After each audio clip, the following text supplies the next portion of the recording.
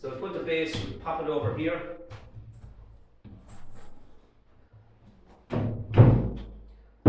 Now the base comes with a trap, comes with it. You'll get this guy with the trap, and that's to screw it. To be able to screw, I'll just pop that down there for a moment. Gently now, just be gentle with everything. When the trap goes on, it has its own seal underneath it there. I've already got that done. And this guy here sits down, and he's just to tighten it. So you tighten the trap, rubber seal underneath it there, and you tighten it. You needn't screw it to bits, you don't want to break the threads or anything like that, so it's nice and snug fit. Now, I have it already, there's a rubber seal under that there, so that's sealed. Now, just to be sure, probably not necessary, but I just put a seal of very top quality silicone on that, so it's not your cheap and cheerful stuff. That's a good quality silicone that will allow expansion and contraction, because that, by the way, will be taking hot water all the time coming off the shower. That's my tray. It has what's called a ball joint on it here. See that there? Ball joint, so it's flexible. Brilliant job. Really, that's quite an inventive piece of thinking there. So this is the socket that the waste pipe will go into. This guy. So the waste pipe is here. It'll go into that, and that goes into that. Now this is sealed properly with the glue, which we have here. This is the Griffin glue that we use. So you put a coat on this guy, and you put a coat in here, and you put it in. You just give a little twist for a second to make sure that it's making the seal. You pop it in. Once you pop it in, this sets quite rapidly. So once you've that done, you leave it. That's it. You've cemented joint in. That's effectively. So all these things are done prior to doing the final job. So don't take any chances when you're coming to the final stages, because take as much time as you need, simply because if you get it wrong, you're going to be rooting floors again, and you don't want that. So, plywood doesn't touch the wall, joists don't touch the walls, they're independent of it. I have my trap cut, and also, you probably guessed it now, when the shower tray goes into position, the shower tray itself, I know I'm talking with my back to the camera now, but the shower tray, I can stand on this now, the shower tray itself, base I should call it, tray, same thing. The shower tray must not touch the wall. Do not allow the shower tray to touch the wall again. I'm not trying to be dictatorial here and say to people, don't do this and don't do that. I would never put the tray touching the wall again, and I would never have it touching the wall here again. You don't want contact between two surfaces where there can be slight deflections. So just leave it independent.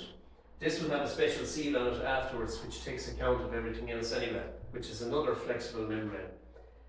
So you just keep the base independent of the wall. Well, you keep it 5 mil out there. You can guess it, but just keep it away. Now, that goes, as you can see, what we have underground here, what's going to be under the floor, is the waste pipe here, so just push that in, and that's the connection. You see that movement there? When I glue that and put it in position, the ball joint allows me to go up and down to change the level.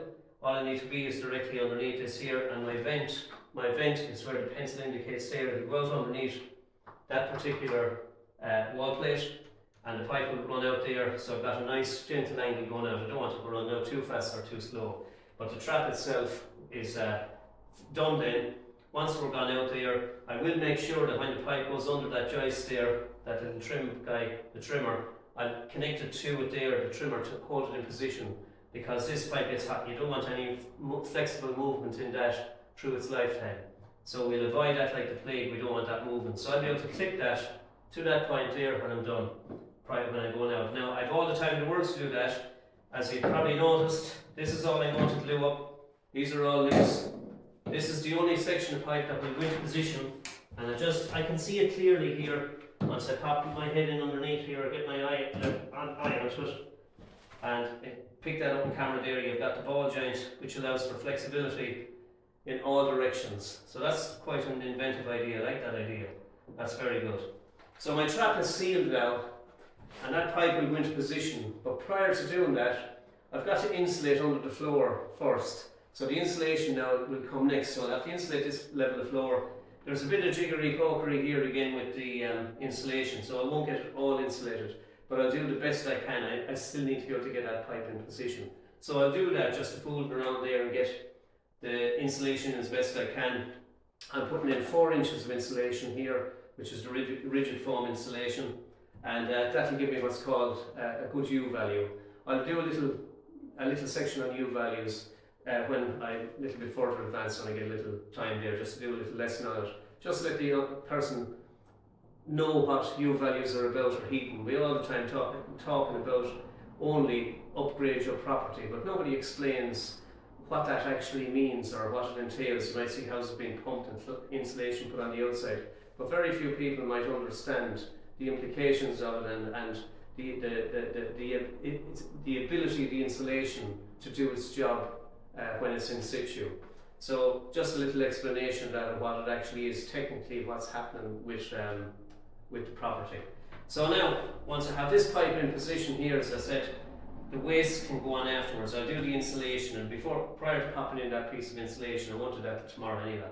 I'll leave all this pipe set, and then I will test the trap so I can still see underneath it to make sure there's no leaks.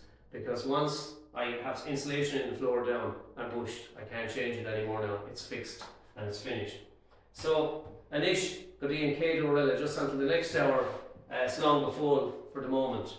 Now I might add just after that, just stating there, the trap does a fall into that in all 4 directions there, so that's a pre-made tray, and very pleased with it. This is an 1800 by 900, so it's a wet screen, it's a wet room effectively, and you'll see that build up in the videos as we go along. So over now for now.